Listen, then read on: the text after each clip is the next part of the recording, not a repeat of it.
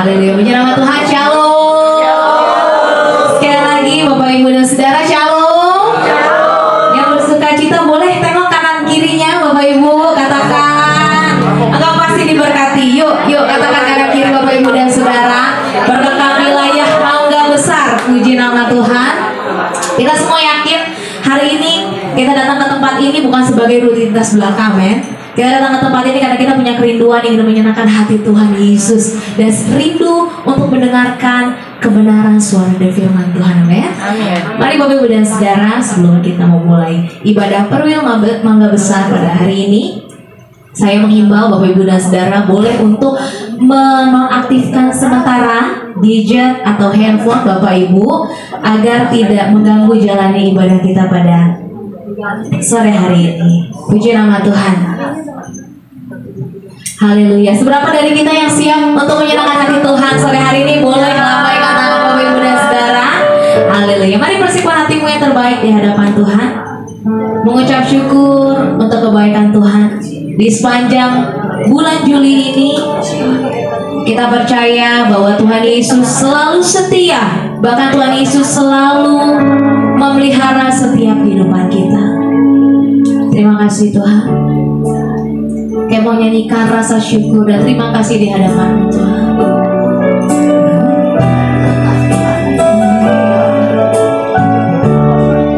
Tuhan Yesus setia.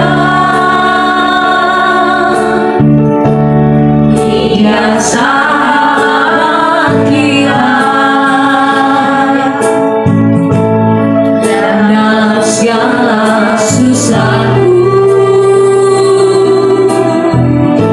selalu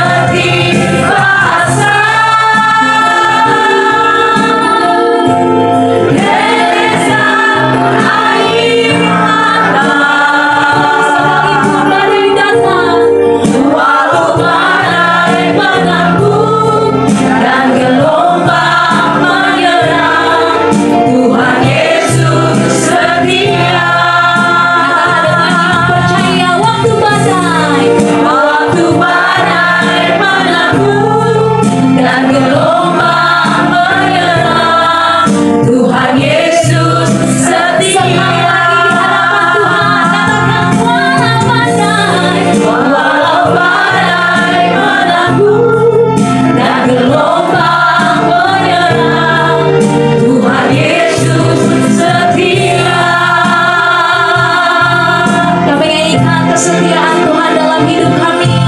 Sebab Engkau Allah kami yang kudus, Engkau Allah kami yang terima segala pujian, syukur, penyembahan kami. Mari katakan di hadapan Tuhan. Kudus, kudus Tuhan.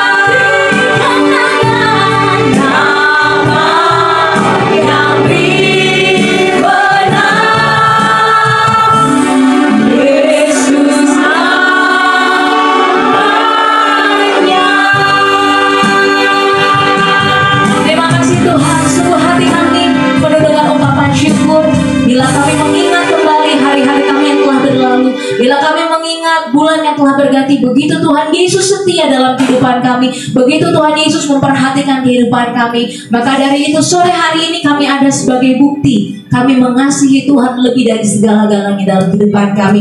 Dan sore hari ini kami siap untuk mengagungkan nama Tuhan lebih lagi di hadapan Tuhan.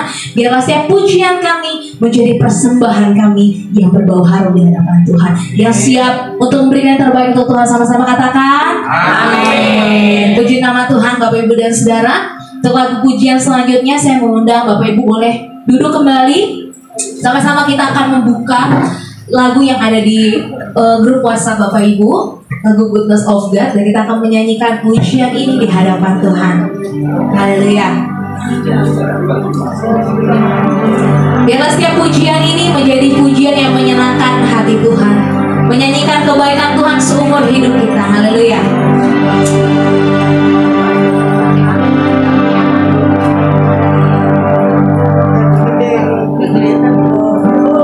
Puji Tuhan.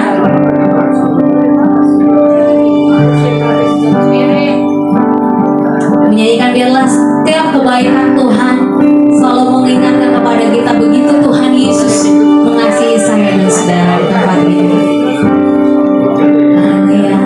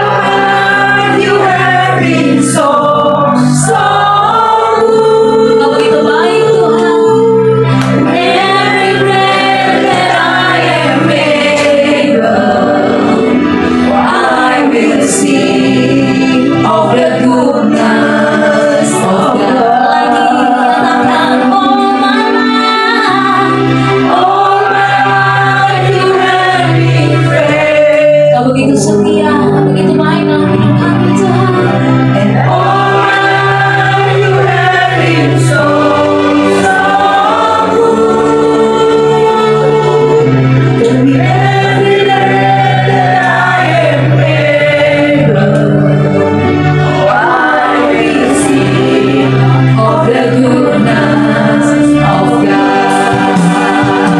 Mari sama-sama kita bangkit berdiri kembali di hadapan Tuhan. Katakan, oh my life, oh my life, you have been faithful. My life, you have been so good. In every day that I am able, I will sing of the goodness of God. And I will sing of the goodness of God. And I will sing of the goodness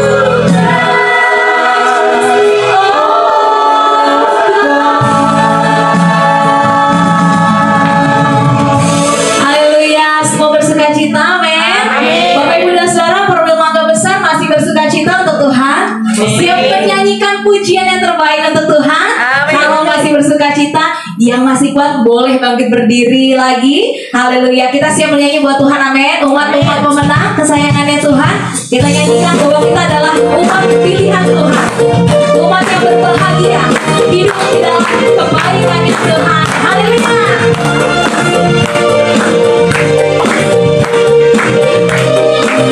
Bersama-sama katakan, haleluya. Semua berbahagia, amin. Ku berbahagia, yakin teguh, amin. Yesus abadi, kemunyaanku.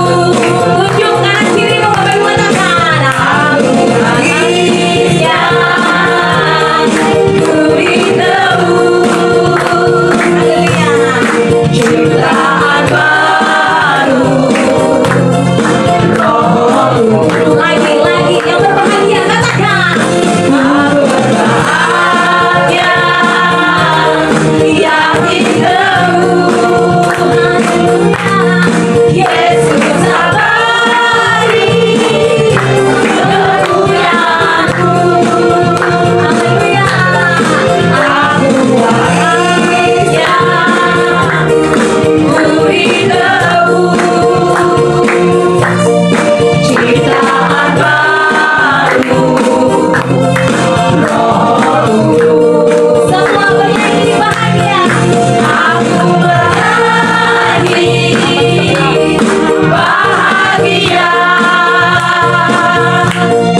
memuji Yesus selamanya.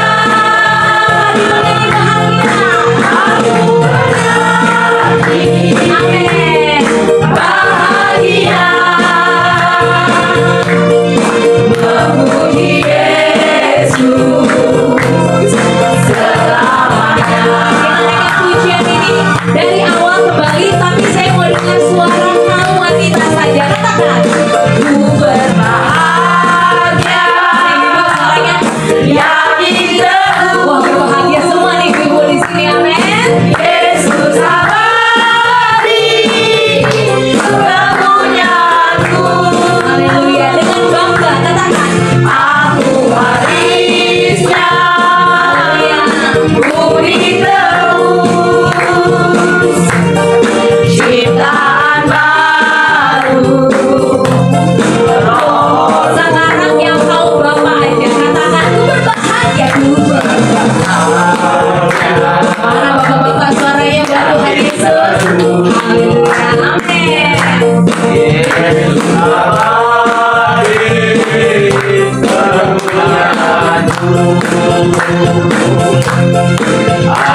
Dengan percaya dan bangga katakan di hadapan Tuhan.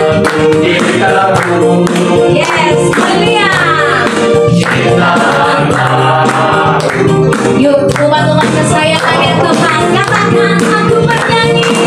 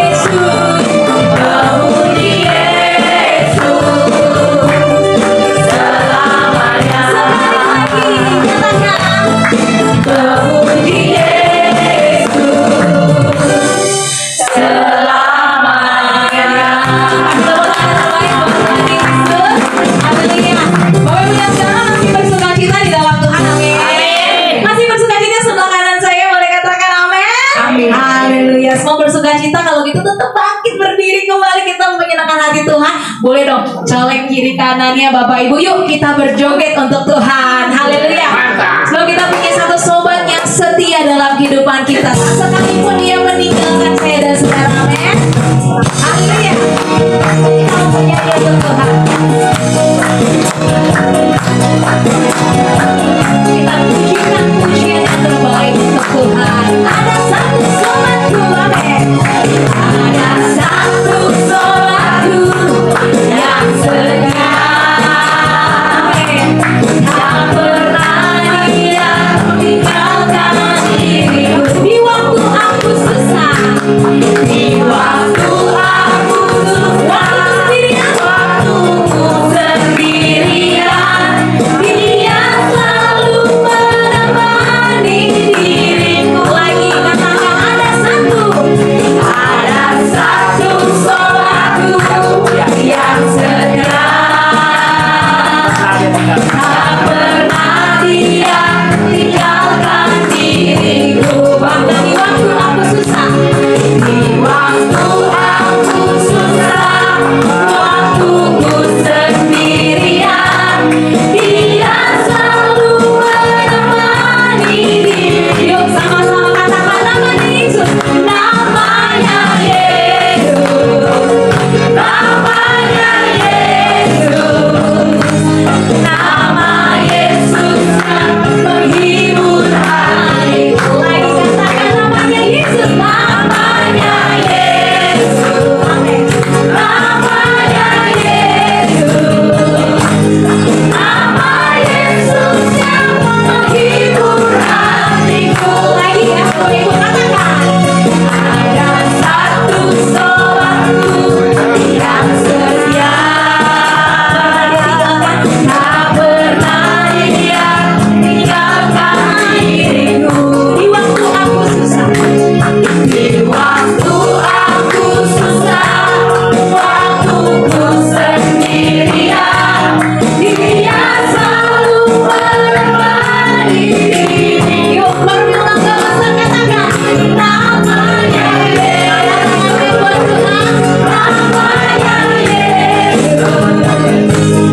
nama Yesus yang menghibur hatiku. Namanya Yesus, namanya Yesus, amin. Namanya Yesus, nama Yesus yang menghibur hatiku. Jangan Tuhan aja katakan namanya Yesus. Amin buat Tuhan. Namanya Yesus, amin. Nama Yesus yang menghibur hati, yang beri penghiburan dalam hidup kita. Namanya Yesus, amin. Namanya Yesus, nama Yesus yang menghibur hati. Sekali lagi bersama-sama. Namanya Yesus, namanya Yesus, nama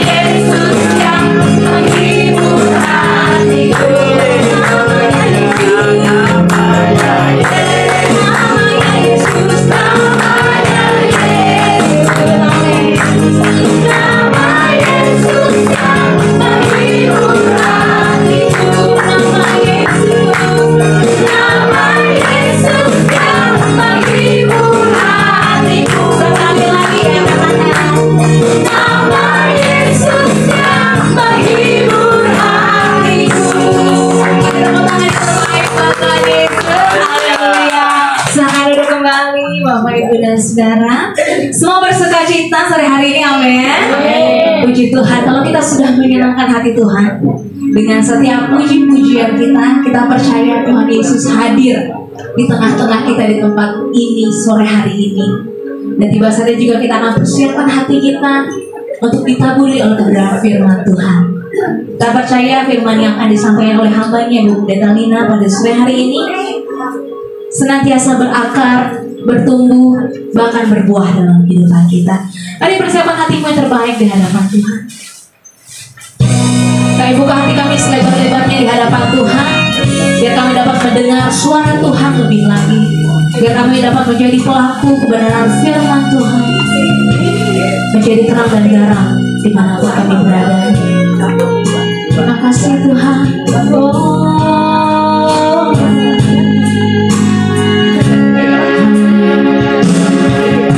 Siapkan hatiku Tuhan untuk dengar firman-Mu saat ini. Sujud menyembah-Mu Tuhan, masukkan hadirat-Mu saat ini. Curahkan urapan-Mu Tuhan bagi jemaat-Mu saat ini. Ku siapkan hatiku Tuhan untuk dengar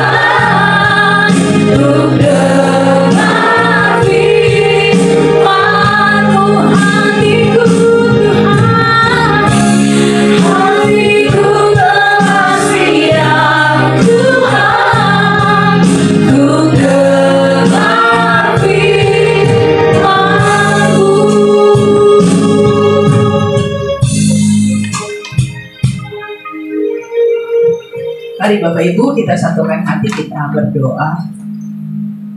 Sungguh kami mau menaikkan syukur untuk setiap penyertaan Tuhan dalam hidup kami.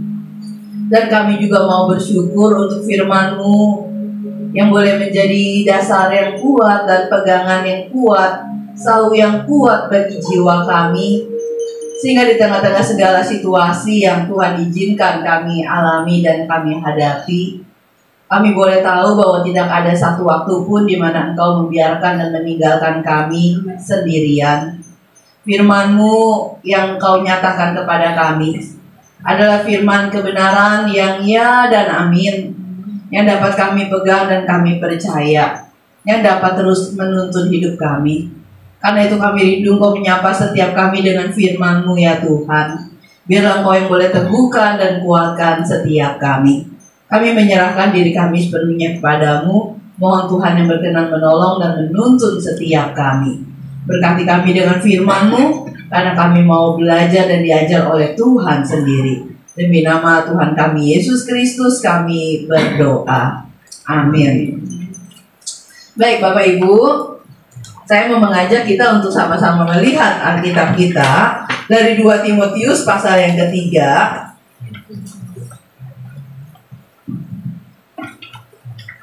Surat 2 Timotius pasalnya yang ketiga.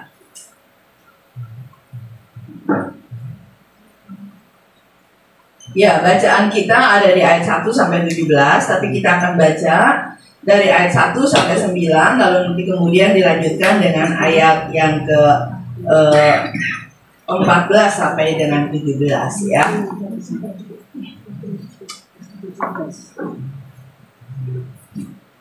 Ayat 1 sampai 17 kita lihat ya.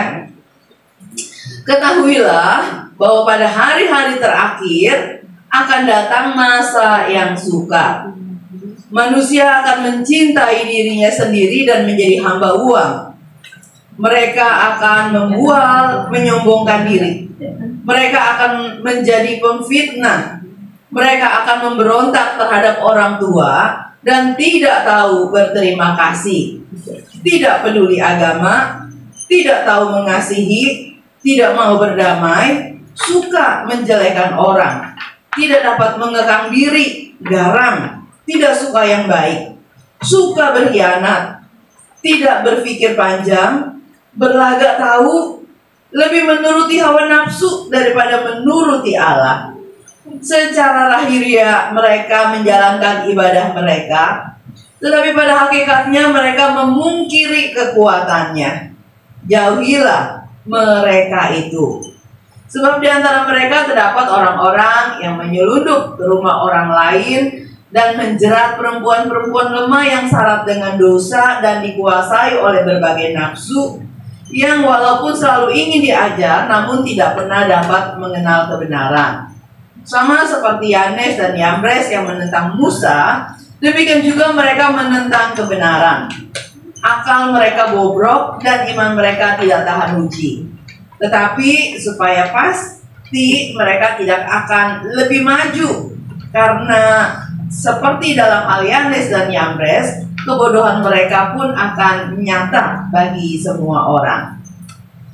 Engkau telah mengikuti ajaranku, cara hidupku, tujuanku, imanku, kesabaranku, kasihku, dan ketekunanku. Engkau telah ikut menderita penganiayaan dan sengsara seperti yang kamu derita di Antiokhia, di Ikonium, dan di Listra. Semua penganiayaan itu derita dan Tuhan telah melepaskan aku dari semuanya itu. Memang setiap orang yang mau hidup beribadah di dalam Kristus Yesus akan menderita aniaya. Sedangkan orang jahat dan penipu akan bertambah jahat. Mereka menyesatkan dan disesatkan. Namun hendaklah engkau tetap berpegang pada kebenaran yang telah engkau terima dan yakini, dengan selalu mengingat orang yang telah mengajarkannya kepadamu. Ingatlah juga bahwa sejak kecil engkau telah mengenal kitab suci yang dapat memberi hikmat kepadamu dan menuntun engkau kepada keselamatan melalui iman kepada Yesus Kristus. Seluruh kitab suci diilhamkan Allah dan bermanfaat untuk mengajar, untuk menyatakan kesalahan, untuk memperbaiki kelakuan, dan untuk mendidik orang dalam kebenaran. Dengan demikian, tiap-tiap manusia kepunyaan Allah akan dilengkapi untuk setiap perbuatan baik. Ya, sampai sekian pembacaan firman Tuhan. 2 Timotius 3 ayat 1 sampai dengan ayat yang ke-17.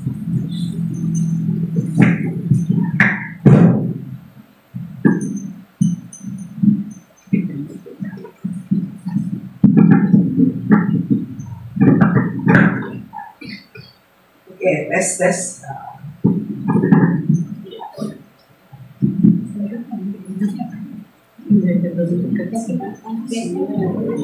Oke, ya, nggak apa-apa.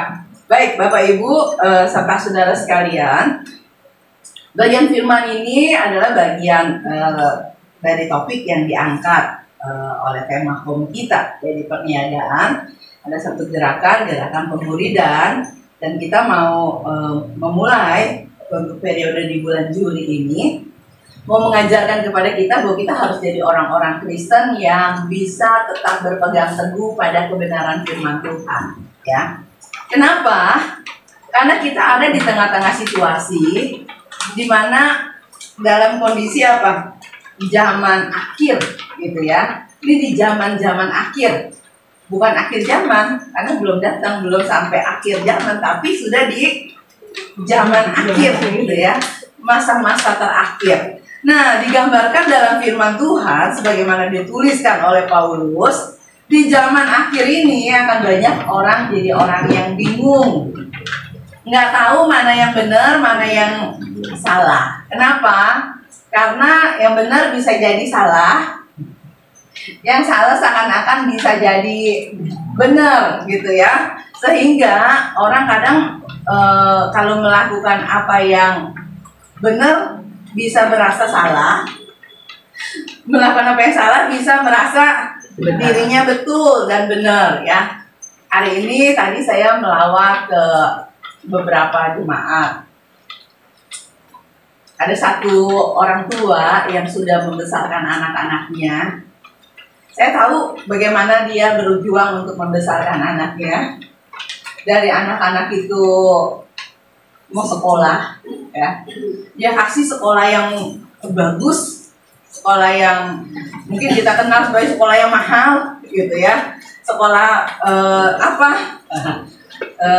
sekolahnya di Penabur, ya. Anaknya memang pintar, tapi dia sendiri sama suaminya tuh bukan orang yang kaya, bukan orang yang pekerjaannya banyaklah penghasilannya, gitu ya. Si ibu ini dari anaknya kecil dia sudah ngelesin apa? Ngelesin bahasa Mandarin. Jadi dia punya murid banyak bahasa Mandarin. Jadi sehari itu dari jengsian muridnya udah ngantri. Jadi seringkali dia bilang nggak ada habis-habisnya dah, gitu ya. Dan dia harus tetap kerjain itu, capek nih suara ngomong terus, gitu ya. Dan capek juga, pinggangnya kan harus duduk di bawah, tapi dia tetap kerjain.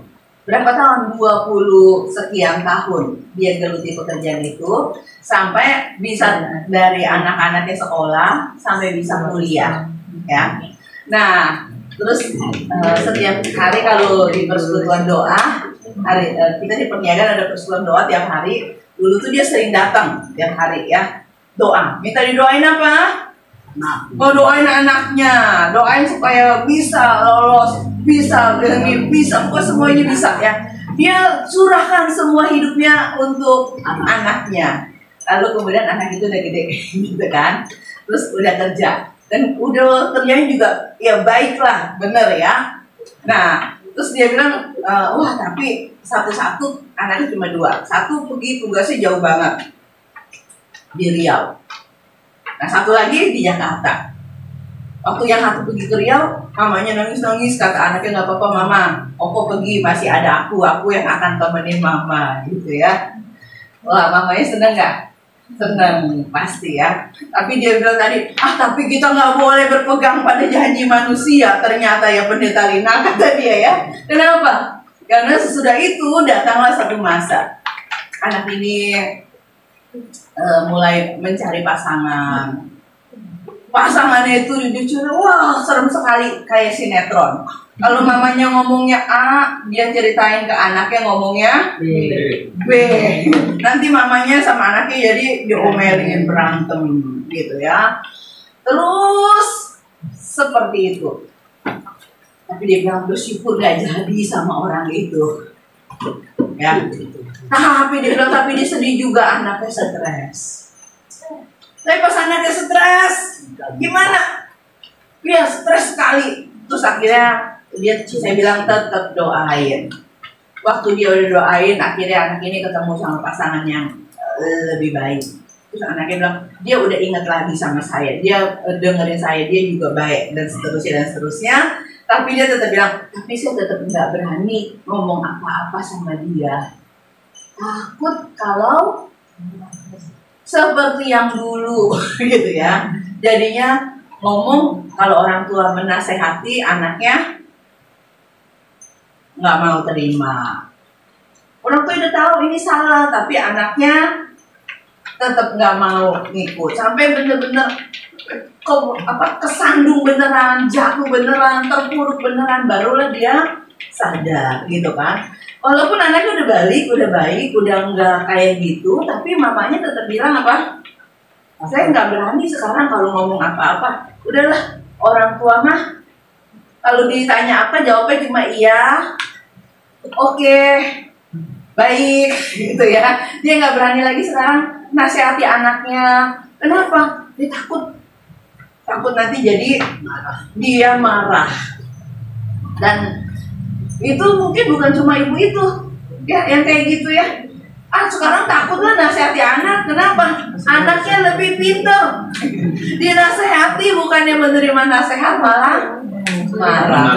Terus kadang-kadang bukannya percaya, dia nggak percaya, malah lebih percaya orang yang baru dikenalnya. Dan itu rasanya menyakitkan hati dia, gitu ya. Sampai tadi dia bilang, betul ya, firman Tuhan bilang nggak boleh percaya sama janji manusia, nggak boleh berharap sama manusia, harusnya tetap percaya sama janji Tuhan, gitu ya. Terus dia nasihatin saya ya Bu Lina, kalau sama anak katanya jangan greget sama anak doang, gitu ya, menyerahkan semua, fokus cuma ke situ, gitu ya, sampai lupa bahagia, kata dia ya. Karena dia bilang dia lupa bahagia sepanjang masa kerja keras. Lalu kemudian ternyata ya bagus, anaknya baik sih, nggak macam-macam. Cuma dia berasa kalau sekarang udah mau diajak menikmati hidup pun sama anak sudah tidak bisa, gitu kan. Sakit di sini, sakit di situ, syaraf kejepit segala macam ya. Salah makan sedikit langsung diare dan seterusnya. Ya, dulu kerja, sekarang yang ngurusin siapa? Kalau dia sakit, pembantu. Kalau orang kaya tetap dia berdua doang ya. Nah, memang kalau kita bilang apa anak-anak sekarang pada kayak gitu, enggak semua ya. Tapi yang seperti itu banyak, yang kejadian seperti itu banyak ya. Dan kata Paulus jangan heran. Kenapa jangan heran? Karena di zaman akhir ini memang akan ada satu keadaan bahwa manusia itu hanya akan mencintai dirinya sendiri, ya. Mereka akan suka membual, menyombong, suka memfitnah, suka berontak terhadap orang tua, nggak mau terima kasih, nggak peduli, nggak mau dinasehati, so pintar, so tahu dan seterusnya, ya. Apalagi sekarang, mungkin banyak kalau dulu anak-anak harus bergantung sama orang tua yang paling tahu.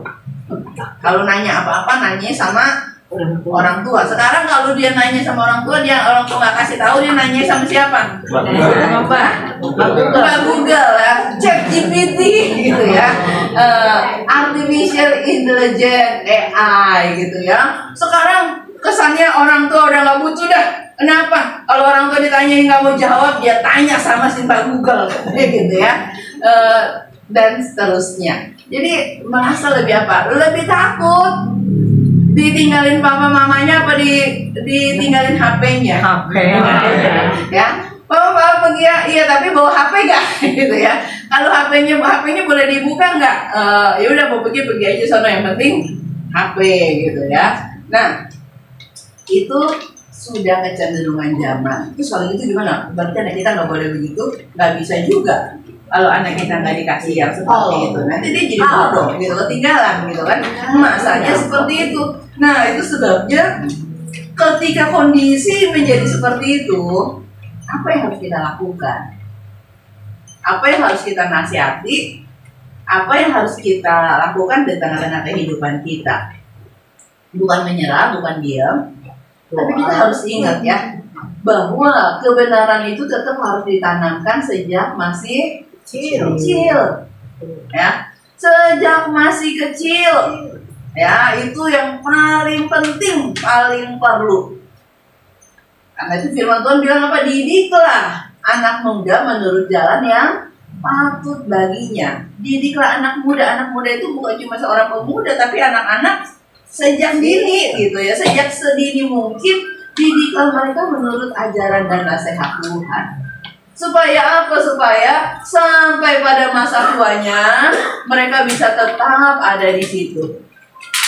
Tapi kita sadar, kita suka miss waktu itu. Karena waktu kita punya anak-anak, mungkin kita masih harus berjuang untuk hidup, ya, berjuang ngurusin usaha, ngurusin ini, ngurusin itu. Lalu kemudian kita sendiri tidak melengkapi diri kita untuk mengajar, sehingga kita juga nggak bisa ngajar. Lalu kita bisanya hanya menyerahkan kepada suster, kepada gereja, kita bilang ya. Gereja lah yang ngurusin ya, sekolah minggu, remaja, pemuda, tolong dididik anak saya. Nah, tapi ternyata itu doang enggak cukup. Karena di gereja setiap minggu cuma berapa lama? 2 jam, 3 jam. Kalau yang sampai kayak cucunya di Eli atau anak saya sampai berjam-jam di gereja, tapi kan belajar firman Tuhannya juga nggak sampai berjam-jam. Di kelas sekolah minggunya cuma paling juga dengerin khotbahnya, dengerin ceritanya 40 menit, 30 menit gitu kan. Sisanya banyaknya main gitu. Nah, cukup nggak kalau yang pendidikan anak diserahin sama gereja aja? Nggak cukup ya. Kenapa? Karena zamannya akan makin berat dan situasinya akan makin sulit dan sukar. Dan ini siapa yang nggak bisa terpengaruh? Ya semua kita mau nggak mau terpengaruh oleh kondisi dan keadaan tersebut ya. Nah, maka di tengah-tengah situasi yang seperti itu, Paulus mengingatkan Timotius. Tapi engkau nggak demikian, Timotius. Karena engkau sudah sejak dari muda udah mendengar ajaran firman Tuhan itu dari mamamu Yunike, dari nenekmu Louis gitu ya. Dan engkau sejak masih muda udah jadi anaknya siapa? Anak rohaninya Paulus ya. Itu sebabnya Paulus bisa bilang apa? Engkau sudah mengikuti ajaranku, engkau sudah mengikuti cara hidupku, engkau tahu tujuanku, engkau tahu imanku, engkau tahu kesabaranku, engkau tahu kasihku, engkau tahu bagaimana aku hidup di tengah-tengah dunia ini. Sekalipun ada kesusahan, sekalipun ada masalah, sekalipun ada penganiayaan, engkau sudah tahu bagaimana aku hidup dan engkau sudah hidup di jalan itu. Maka di tengah-tengah situasi ini ada 2 hal yang Paulus minta Timotius tetap lakukan ya. Yang pertama dia mau katakan apa? Berpeganglah kepada ajaran firman Tuhan. Karena ketika dunia nanti akan merelatifkan kebenaran sehingga nggak tahu lagi yang mana yang benar mana yang salah, maka kalau kita tetap berpegang pada kebenaran firman Tuhan, kita nggak akan bingung. Melanggar aturan lalu lintas di jalan itu sebenarnya benar-benar nggak boleh atau boleh, ya kan kita sebenarnya kita tahu itu nggak boleh, tapi yang kita hidupi dan yang kita ajarkan kepada anak-anak kita gimana? Nggak ada polisi lewat aja. Kalau nggak ada polisi boleh, gitu ya. Melanggar kalau nggak ada polisi boleh. Terus apa? Kalau nggak apa namanya? Pokoknya kalau rame-rame juga boleh, gitu ya. Kalau sendiri jangan, nanti pasti ketangkep gitu. Kalau rame-rame nanti biar polisinya bingung mau nangkep siapa dia, gitu kan. Jadi kalau rame-rame boleh. Nah kayak gitu ya. Jadi kita sendiri suka mengajarkannya tuh kebenaran tuh jadi dibuat relatif, ya. Kalau kamu lagi punya waktu, nggak lagi buru-buru, ya harus taat. Tapi kalau kamu lagi buru-buru, boleh, gitu ya. Boleh aja, boleh dilanggar ya. Tawan arah boleh, ini boleh diterjang aja gitu. Jadi akhirnya anak lalu kemudian berpikir pragmatis, ya. Sehingga kebenaran yang diajarkan ya udah diajarkan, tapi kemudian yang dihidupinya berbeda. Dan itu semangat zaman ini kayak gitu, ya. Berlaku curang boleh apa enggak, ya tergantung. Kalau kamu curangnya itu bisa membawa keuntungan, cuan gitu ya, ya nggak apa-apa. Itu adalah taktik bisnis gitu ya, taktik bisnis. Kalau kamu itu nggak mendatangkan cuan malah membuat kamu sengsara, nah itu kamu bodoh gitu ya, jangan ya. Nah jadi seringkali apa yang benar, apa yang salah itu jadi relatif, ya. Sampai nanti kalau di antara anak-anak remaja atau muda sekarang tentang pergaulan, berpacaran, pola tingkah lakunya, seks bebas dan sebagainya, itu sekarang ini udah enggak lagi menjadi hal yang dipertanyakan. Ini boleh apa nggak boleh, ya. Karena udah ngikutin barat, udah ngikutin bukan cuma barat, Asia juga. Kenapa? Karena film-film Asia juga udah begitu, ya. Ya, film-film Jepang, film-film Korea, film-film Cina, film-film apa semua ya, yang ditonton oleh anak-anak kita itu drakor-drakornya ya udah kayak begitu, ya. Jadi kita ngajarin tentang kekudusan.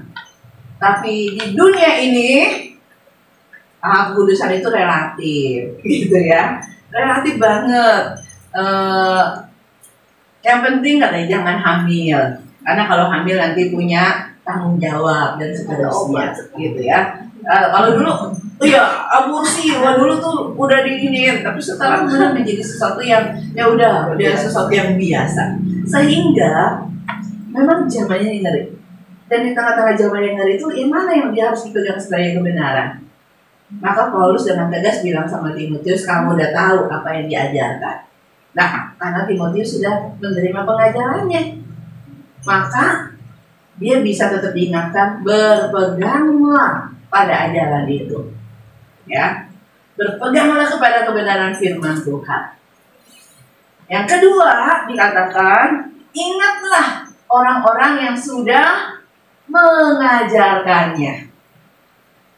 Ingat lagi bagaimana mereka hidup, bagaimana perjalanan hidup mereka, bagaimana segala kondisi yang mereka hadapi, dan bagaimana mereka tetap dipelihara oleh Tuhan. Harusnya bisa dilihat juga, gitu ya. Sehingga kalau berpegang pada firman Tuhan sambil mengingat orang yang sudah mengajarkan, maka mestinya sih nggak akan terpengaruh dalam kondisi zaman akhir. Orang bikin bingung nih, kebenaran jadi relatif. Tapi kalau orang-orang yang sudah punya akal dalam firman Tuhan, maka mereka akan tetap lurus. Ya benar, ini salah ya salah, gitu ya. Yang kedua, kalau dia mengingat orang-orang yang sudah mengajarkannya, dia ingat ibunya, dia ingat neneknya, dia ingat Paulus, dia ingat banyak orang-orang beriman yang berpegang pada kebenaran itu, bagaimana mereka hidup, bagaimana hidup mereka disertai Tuhan dan sebagainya, pasti itu akan juga meneguhkan dan menguatkan. Nah, tapi masalahnya kadang kita nggak nyampe ke situ. Menghidupi firman Tuhan itu, mengingat dia sudah mengajarkan. Jadi dia bilang, ya firman Tuhan yang ada, tapi yang ngajarin nggak ada. Atau yang ngajarin ada, tapi cuma bisa ngajak, tapi tidak bisa melakukan. Sehingga itu menjadi sebuah tantangan yang besar. Ya, kalau anak-anak zaman sekarang ada pada kondisi yang seperti tadi, ya, mencintai diri, cinta uang, suka berontak, nggak punya kasih dan sebagainya, menjalankan ibadah tapi hidupnya nggak seturut dengan ibadah itu salahnya di mana? Salah di anak-anaknya? Apa salah di kita? Generasi sebelumnya pasti juga ada bagian itu. Mungkin kita nggak mengerjakan bagian kita dengan baik. Nah, maka hari ini firman Tuhan mau mengingatkan kita apa? Di tengah-tengah segala kondisi kita, orang tua itu tetap harus menjalankan fungsi dan tugas sebagai orang tua, yang mengajar, yang menasehati, yang menegur kalau salah, ya kan? Itu tetap harus dilakukan. Jangan jadi berhenti karena takut negur. Takut negur nanti anaknya nanti malah jadi marah. Nanti dia ngambek, nanti dia nggak mau ngurusin saya. Ya. Nanti nggak datang lagi. Lalu kita akhirnya udahlah tutup mata lah, nggak usah dilihat lah dia salahnya apa, ditegur. Nanti kalau ditegur marah ngambek, nanti kita yang susah. Betul, bikin kita juga jadi akhirnya takut. Udahlah. Hidup aman, damai, tanpa konflik gitu ya. Tapi itu sebenarnya tidak bagus ya. Itu akan membuat yang salah akan tetap jadi salah ya. Nah, jadi harusnya gimana? Ya, lakukan seperti yang firman Tuhan ajarkan. Kalau kebenaran itu tetap harus dinyatakan, tetap harus dinyatakan. Tapi tentu saja dengan kasih, itu yang nggak boleh kita lupa ya. Jangan kita mengajarkan tapi tanpa kasih, dengan kesediaan untuk memimpin dan membimbing, bukan cuma sekedar untuk ngoreksi terus sehingga kita lebih jadi pengoreksi, seakan-akan anak atau menantu atau cucu atau orang-orang di sekitar kita itu semuanya nggak benar, selalu salah. Yang paling benar adalah saya gitu ya. Yang benar adalah saya gitu. Kenapa? Ya karena saya yang paling benar gitu ya. Ajaran saya yang paling benar. Kalau ajarannya sesuai dengan firman Tuhan nggak apa-apa.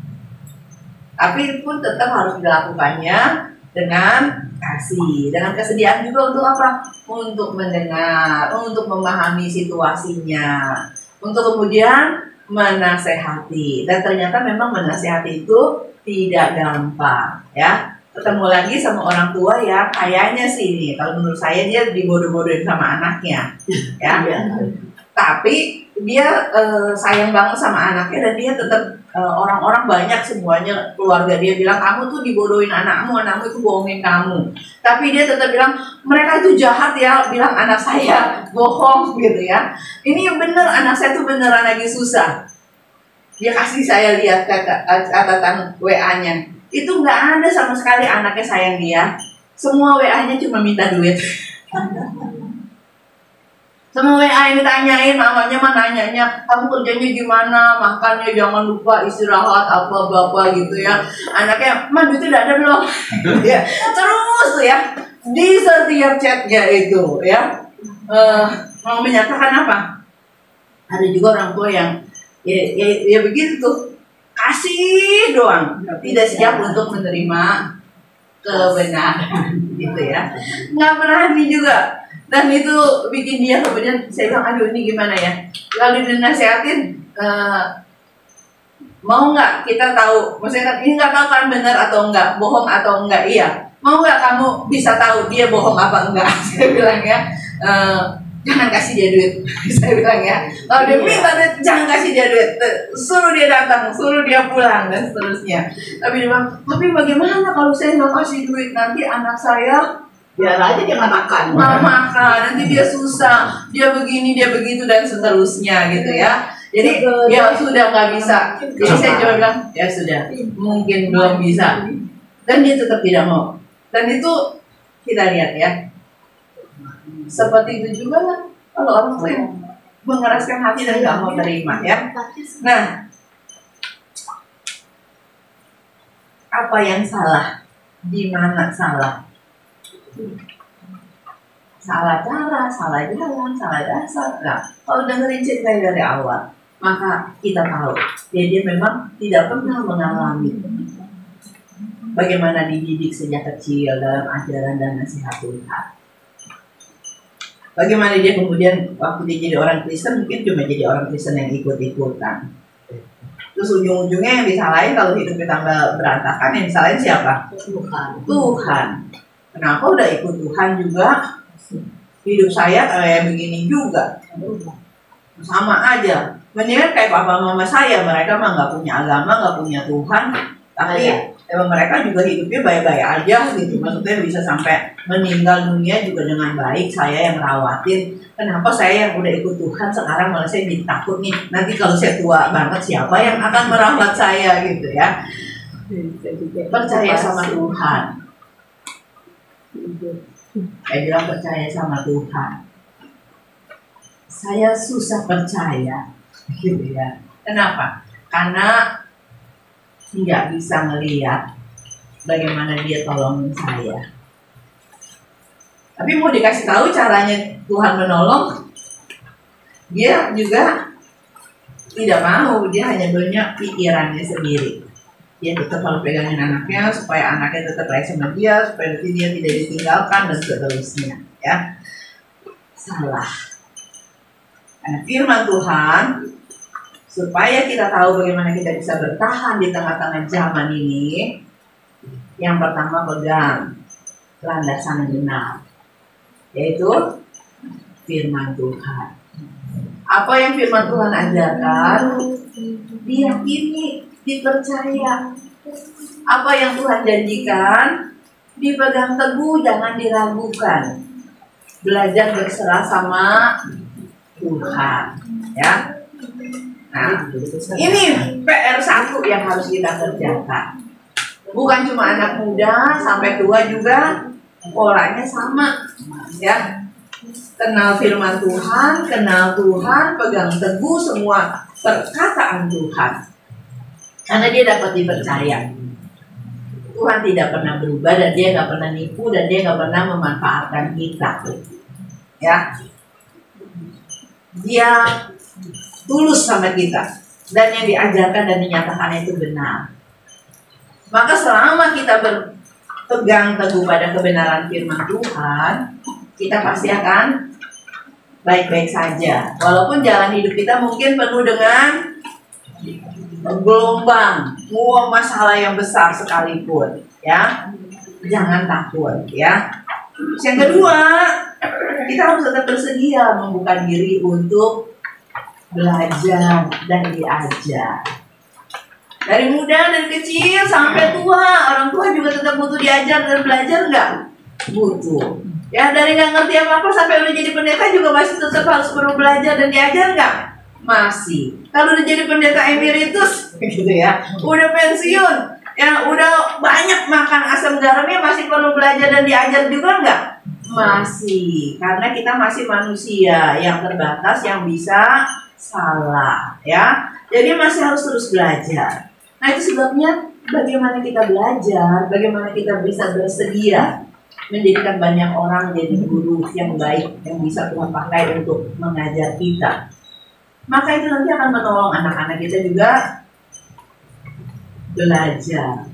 Kalau kita jadi orang yang gampang ditegur, dinasehati, ya, dikoreksi, anak-anak kita juga waktu kita koreksi, dia juga lihat kok mama atau papa juga kalau ditegur, dikoreksi juga sikapnya begini kok mau gitu. Jadi akhirnya dari situ muncul. Nah, menjadi tidak demikian ketika kemudian kita kadang kita sendiri nggak mau belajar. Kita sendiri nggak mau menghormati orang-orang yang bisa dipakai Tuhan untuk mengajar kita, ya. Kita sendiri abai terhadap hal itu, sehingga generasi di bawah kita juga melakukan hal yang sama. Kenapa? Kita juga nggak mau belajar. Seperti mereka, ngapain saya juga belajar dari kamu, kamu juga nggak belajar, gitu ya. Ngapain saya dengerin nasihatmu, kamu juga kalau dinasihati oleh orang yang lain juga tidak mau menerima. Dan itu terus menerus tidak akan ada jalan keluarnya. Nah, kalau itu apa yang harus dilakukan? Di dalam bahan bulan Juli ini kita diajak untuk kembali mengingat. Ingat pertama kali satu titik yang boleh menjadi titik balik dalam hidup kita. Kapan? Ketika kita mulai mengalami perjumpaan dengan Tuhan dan kebenarannya. Ya. Siapa yang menyatakan, atau firman apa yang kita dengar, apa yang dinyatakan kepada kita, dan siapa yang mengajarkannya. Maka titik di mana kita memulai perjalanan iman kita sebagai seorang Kristen itu selalu menjadi titik awal yang akan harus kita ingat terus, kita pegang terus, supaya nanti sampai di titik akhir nanti kita bisa tetap berdiri teguh dan tidak goyah. Ya, nah karena itu hari ini mungkin Bapak Ibu boleh ada yang sharing gitu ya. Bagaimana cerita pengalaman kita masing-masing? Nggak usah semuanya, mungkin ada 1-2 orang yang boleh menceritakan bagaimana dulu bisa kenal Tuhan, bisa kenal firman Tuhan. Bagaimana ada orang-orang beriman yang lebih dulu percaya, ya, yang mengajarkan kita atau yang memuridkan kita atau yang ngopeni kita sampai kita tuh jadi orang Kristen, gitu ya. Nah maka bersyukurlah untuk orang-orang itu, gitu ya. Kalau saya memikirkan, dulu saya bukan Kristen, terus sekarang saya bisa jadi seorang Kristen. Kenapa saya bisa jadi orang Kristen? Lalu saya jadi ingat tuh beberapa teman-teman saya di SMP, gitu ya. Lalu kemudian saya ingat juga peristiwa-peristiwa yang saya jalani sama-sama teman-teman remaja di komisi remaja yang membentuk saya dan seterusnya. Ada kakak KTB, ada teman se-KTB, gitu ya. Dan mereka adalah orang-orang yang ambil bagian dalam membentuk hidup saya. Dan saya mau katakan apa tentang mereka?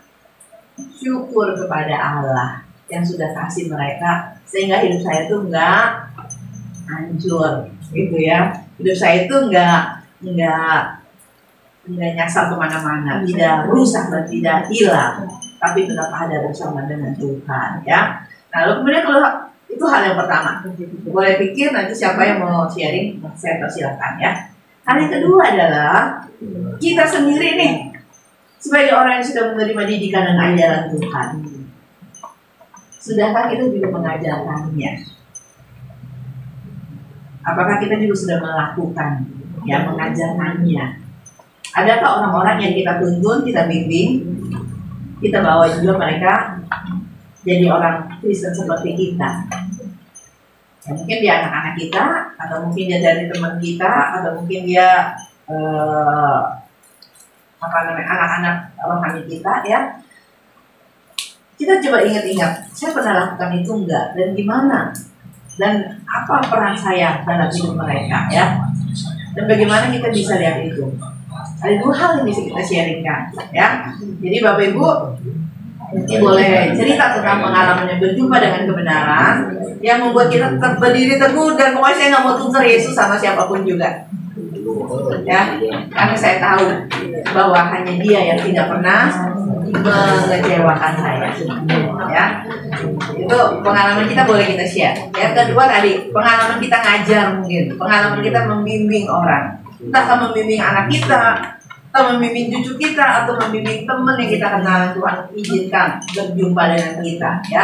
Bagaimana kita melakukan itu supaya apa? Ya kita tahu zaman ini akan tetap begini, tapi bukan berarti kita cuma bisa diam aja, udah nyerah aja deh, enggak ya. Kita masih bisa lakukan sesuatu kok untuk bisa memberikan pengaruh yang baik, yang berbeda dengan kondisi zaman ini, ya. Nah cuma saja masalahnya kita mau kerjain enggak, dan udah kerjain belum. Nah itu yang nanti kita mau sama-sama. Mungkin beberapa kita boleh share tentang itu, ya. Sedikit waktu, silakan ada yang mau share tentang pengalamannya berjumpa dengan kebenaran. mau saya Ya. Ya, ayo. Ayo, Tante Hesti. saya bisa jadi orang Kristen. Ini Tante, silakan sini Tante. Masa buat duduk? Masuk aja. Biasa pakai ini. Biar kedengeran. Enggak, suara saya Enggak kan di videoin, dimasuk Iya. YouTube. Iya. Ya, Ini masuk pada saya. ini masuk Facebook, masuk Facebook. YouTube ini. Ya. TikTok. Jadi Bapak Ibu, saya mau sharing kenapa saya bisa percaya Tuhan. Sebenarnya saya ini keluarga yang betul-betul Buddha, masih sembahyang. Nah, orang tua saya tuh, papa saya itu sangat-sangat anti sama Kristen, anti banget. Jadi saya sesaudara 6 itu semua gak ada yang Kristen. Hanya saya satu. Nah, kebetulan saya menikah dengan suami saya. Suami saya itu keluarganya Kristen semua. Kenapa saya bisa mau sama suami saya? Karena saya tahu dia adalah anak Tuhan. Jadi saya pikir, ini nih anak Tuhan baik. Gitu ya. Tapi memang kenyataan sih baik ya. Terus saya masuk Kristen itu papa saya langsung bilang, lu bukan anak gua lagi, coret gitu. Dalam hati saya mau dicoret mau apa, orang gua ada tuanya dari elu.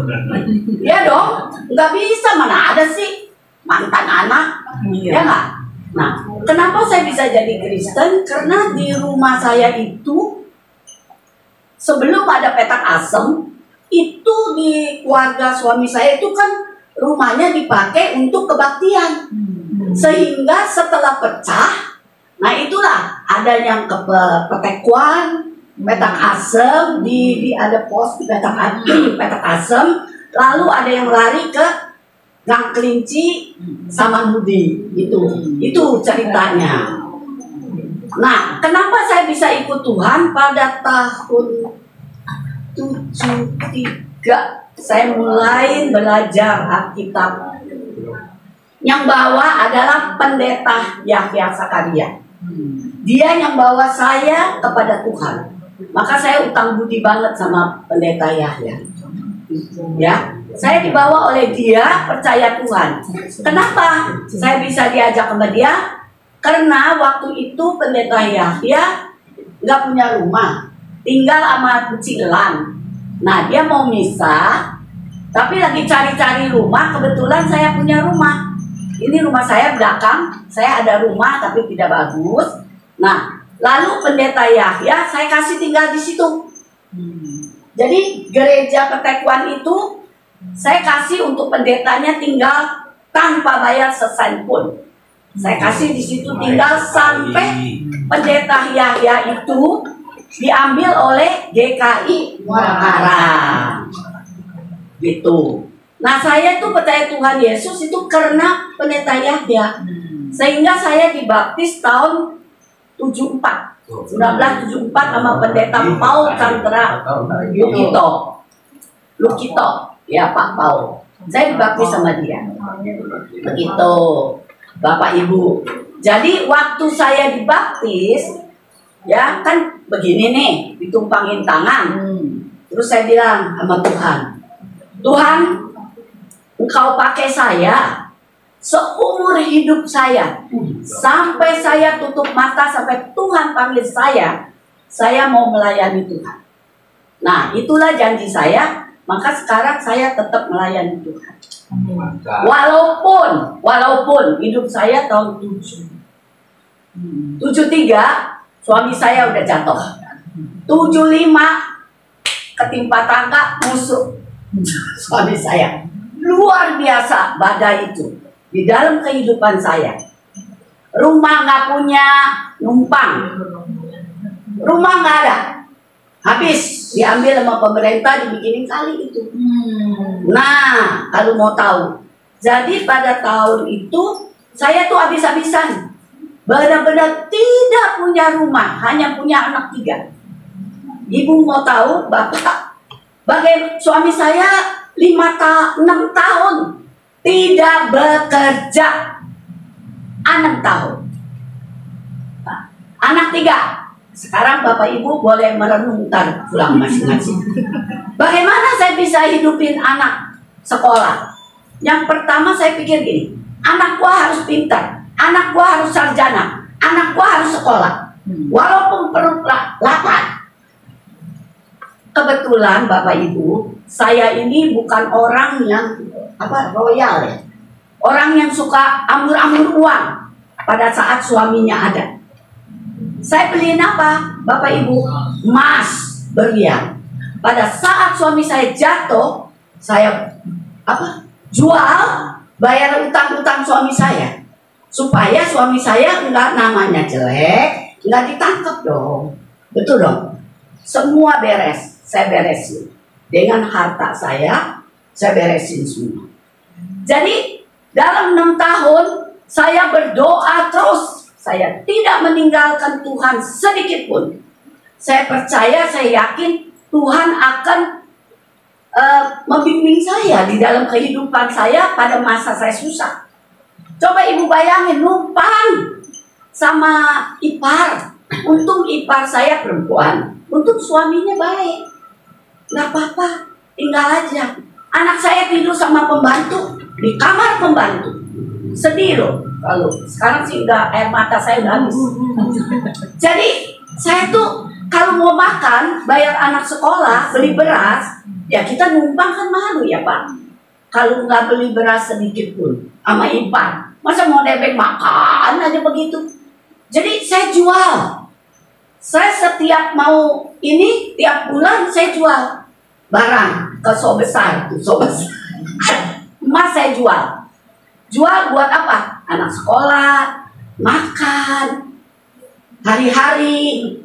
Nah, saya mau cerita ini karena saya merasakan. Jadi kalau sekarang Bapak Ibu, anak-anak muda suka pada cerita, aduh saya begini. Sekarang kalau ada ibu juga suka bilang, iya saya begini. Dan mati saya, gua lebih susah daripada lu. Rumah aja nggak punya. Bayangin, rumah nggak punya. Mau beli rumah nggak punya. Saya cuma bisa menangis, berlutut dengan Tuhan, menjerit sama Tuhan. Tuhan, saya udah nggak kuat, nggak kuat. Tapi ada jalan semua. Tuhan atur tepat pada waktunya. Nah itu luar biasa. Setelah emas saya udah mau habis, ya terakhir cincin kawin saya jual. Kan orang zaman dulu kan nggak boleh cincin kawin dijual katanya. Entar lu bisa bercerai apa begitu kan? Saya jual. Daripada utang pinjam sama orang, saya jual. Nggak ada yang tidak baik di hadapan Tuhan. Saya percaya. Nah, terakhir cincin kawin, saya bilang sama suami saya, nih udah cincin kawin udah terakhir. Tinggal gua yang lu belum jual. Iya dong, udah nggak ada. Udah nggak ada. Rumah pun saya belum beli. Boro-boro kebeli rumah. Nah, akhirnya Tuhan tepat pada waktunya. Saya punya tanah laku. Memang saya waktu ada uang, saya orangnya tidak royal. Saya beli tanah, ikut saudara. Nah, itu tanah waktu mau dijual cuma 3 juta. Kagak laku-laku. Akhirnya tepat pada waktunya Tuhan beri pada saya itu tanah 37 juta. Tahun berapa? Tahun 78. 1 triliun udah sekarang. Nah, itu saya punya tanah gede banget. Ya, 15 hektar tanah saya. Gitu. 2 triliun sekarang. Nah, 2 triliun. jadi itu mau dijual aja kagak laku. 3 juta dimasukin koran, 3 juta nggak laku. Tapi memang Tuhan sayang saya. Dia jangan laku 3 juta. Akhirnya 37 juta, sehingga ya kita katakan luar biasa Tuhan tuh sayang saya. Jadi begitu 37 juta. Nah, memang suami saya tahun 80 saya mulai dagang lagi. Saya bilang kamu harus bangkit. Ini udah nggak punya apa-apa, tinggal gua doang lu belum jual. Ya, kalau laku lu jual dong gua. Jadi itu mamanya kasih emas sepasang gelang. Saya masih ingat itu gelangnya sepasang itu 30-30 gelang lilit zaman dulu ya. Jual buat mulain lagi dagang ikan. Memang suami saya mainnya di ikan gitu. Mulain lagi dagang ikan. Nah, pada saat itu juga ada yang nolong juga. Beli kios saja nggak punya duit, gimana mau dagang ikan? Nah, jadi itu Bapak Ibu mau tahu. Jadi kita ini jangan suka beda-bedain suku, ya, jangan suka bedain suku. Yang nolong juga orang pribumi, yang nolong suami saya. Setiap suami saya jatuh, itu yang nolong itu pribumi, bukan orang Jawa. Malah orang Jawa bikin saya miskin, saya didepak, miskin lagi. Itu orang Jawa, ya. Tapi ini pribumi yang nolong. Nah, dikasih kios, saya punya modal itu gelang mertua saya, mulailah dagang. Sehingga tanah itu laku, saya belilah kios. Suami saya beli kios, mulai dagang. Jadi ibu-ibu nggak bilang, ih si Hesti mah enak lu, ih gile, enak ya. Lu nggak tahu penderitaan gua, mata gua segede-gede gini ngejedelut tiap pagi, nggak ada yang tahu. Nangis, menjerit sama Tuhan, dua lutut. Tiap pagi mata saya gede-gede, kayak orang sakit mata. Udah nggak bisa ngomong, anak 3. Udah begitu suami saya sakit berat, hampir mati di rumah ipar saya. Saya lagi udah baik tuh ya, suami saya lagi merenung, bilang sama suami saya, untung lu gak jadi mati lu. Kalau lu mati, lagi mana lu? Tinggalin warisan kagak?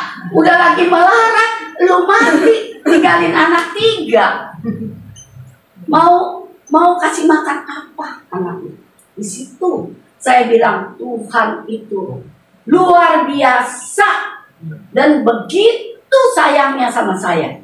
Maka saya tidak akan meninggalkan Tuhan sampai saya tutup mata.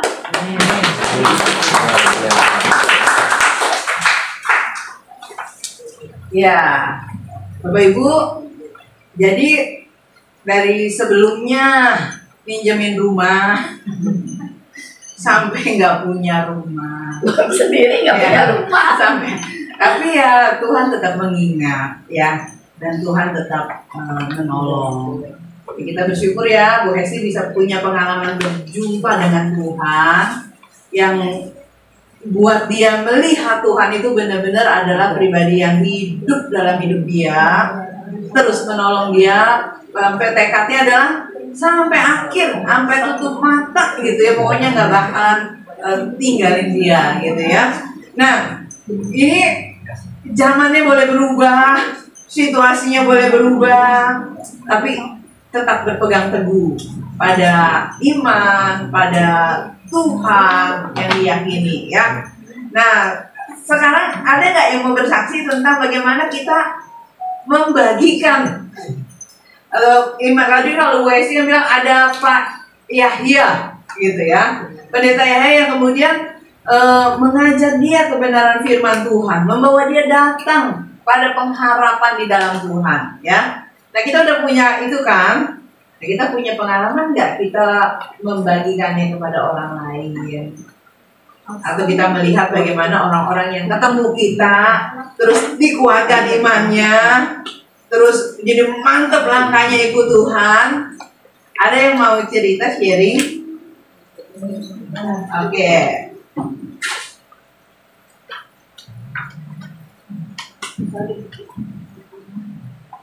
Saya sih memang dari anak-anak suami saya ya. Saya beneran di balita. Sebenarnya kadang-kadang mungkin kita kayak cerita kayaknya anak-anak lari sana, lari sini. Kita kayaknya enggak, kita nggak tahu gitu gimana gitu. Tapi pada waktu ketemu orang tua murid, sebenarnya dia cerita waktu di rumah, anaknya cerita dengan gambar yang ada gitu. Dan kadang-kadang tuh anaknya suka dengerin, Cici, saya mau berdoa buat Cici. Jadi enak loh. Karena kita merasakan kasih Tuhan itu dari anak-anak yang kita nggak tahu awalnya. Iya. Ya.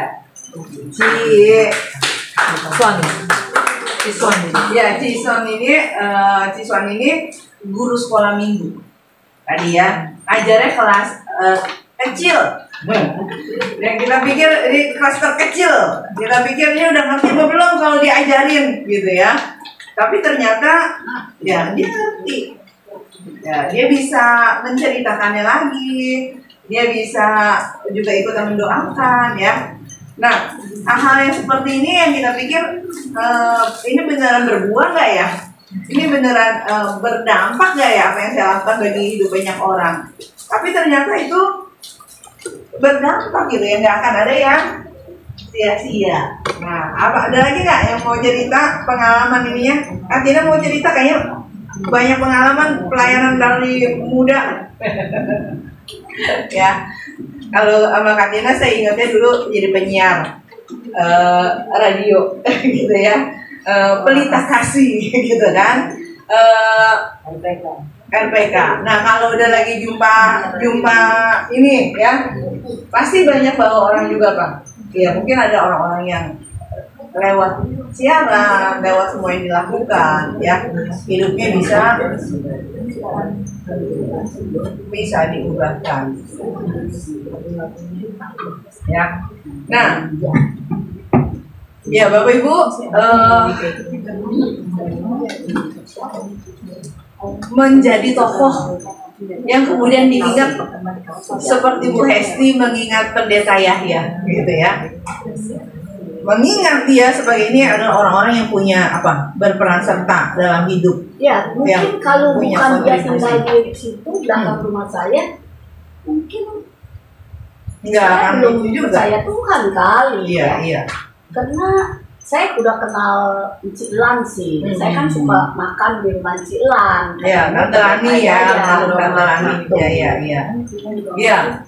Jadi ada cara yang seperti itu dan ternyata kalau Pak Yahya masih bisa ini udah nggak ada sekarang ya. Tapi dia Pak bisa Yahya lihat sih sampai saya kawin emas sama masih ini ya. Kawin emas dia datang. Ya, dia datang tuh, masih hidup dia. Iya. Dan itu kan yang bisa bikin kita jadi sukacita bahwa ternyata ada terakhir yang bisa dibawa, apalagi buahnya itu tetap ya. Ada yang mau cerita lagi nggak? Ayo dong, ucap syukur. Ada sembuh. Adek gua mah kagak sembuh-sembuh dong. Benar. Adek aku masih dulu. Ayo masih main tuh. Makan angkung 20 ada tuh. Iya Bang. Gua hantemin tuh. Kalau saya agak nyentrik yang bawa saya kepada Tuhan. Dulu mantan saya selisih 6 tahun itu bukan dari GKI sama saya, dari GBI Sungai Yordan. Nah, kan Bapak Ibu tahu sendiri ya kalau GBI gimana kebaktiannya. Tapi saya bisa cocok. Dari gereja kecil di pinggir gang, itulah saya kenal Tuhan. Sampai hari ini saya mengkomandoin Bible study. Keluarga saya yang di Bible study. Jadi Tuhan itu memang baik, sudah terbukti 2 kali baik sama saya. Waktu COVID, sama yang terakhir saya kena stroke. Saya dikasih kesempatan untuk hidup. Ya kalau orang lain sih boro-boro jalan, saya tidak jalan. Cuman tangan kiri yang masih lambat. Ya, saya bersyukur Tuhan itu baik sama saya. Udah, itu aja.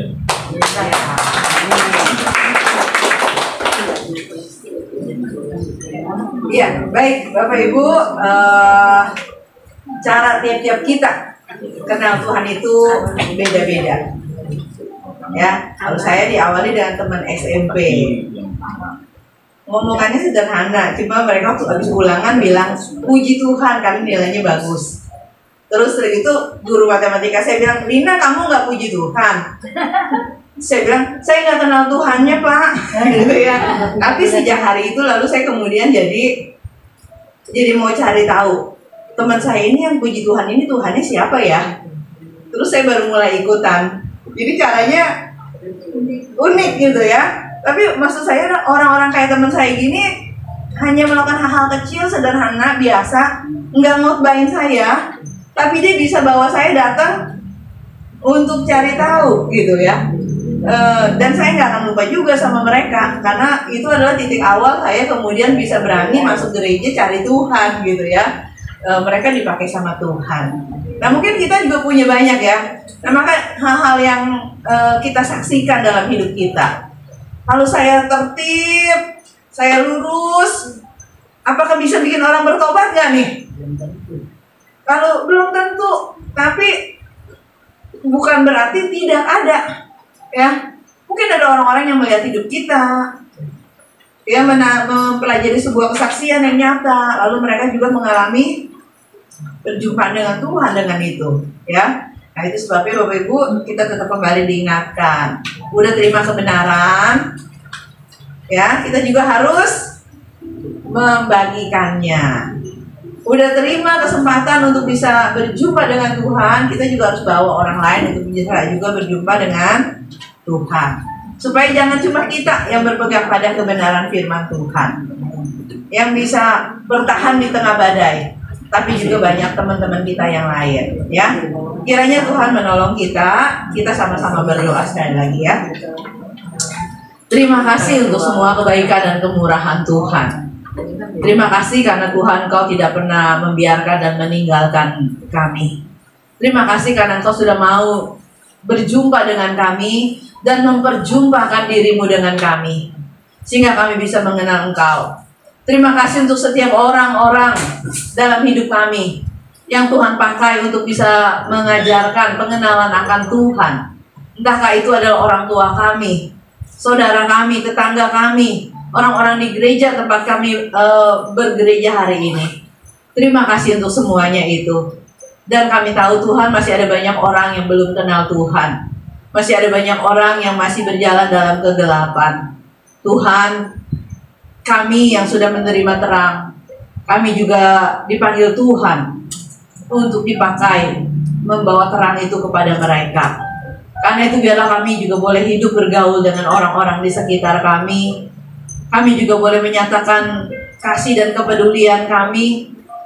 Kami juga boleh bersedia dipakai Tuhan menjadi alat pembawa terang Tuhan bagi mereka, seperti orang-orang dahulu sudah dipakai dalam hidup kami.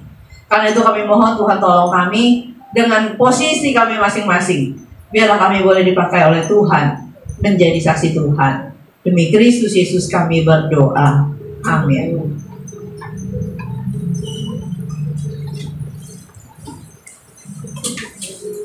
Puji nama Tuhan, malam hari ini kita semua boleh diberkati oleh kebenaran firman Tuhan yang disampaikan oleh hambanya Ibu Pendeta Lina. Sekiranya biar setiap firman yang disampaikan malam hari ini senantiasa berakar, bertumbuh, bahkan berbuah di dalam setiap kehidupan kita. Puji Tuhan Bapak Ibu dan Saudara. Kalau malam hari ini kita sudah diberkati oleh firman Tuhan, maka dari itu kita juga akan mendengarkan kesaksian pujian oleh paduan suara IF. Puji Tuhan.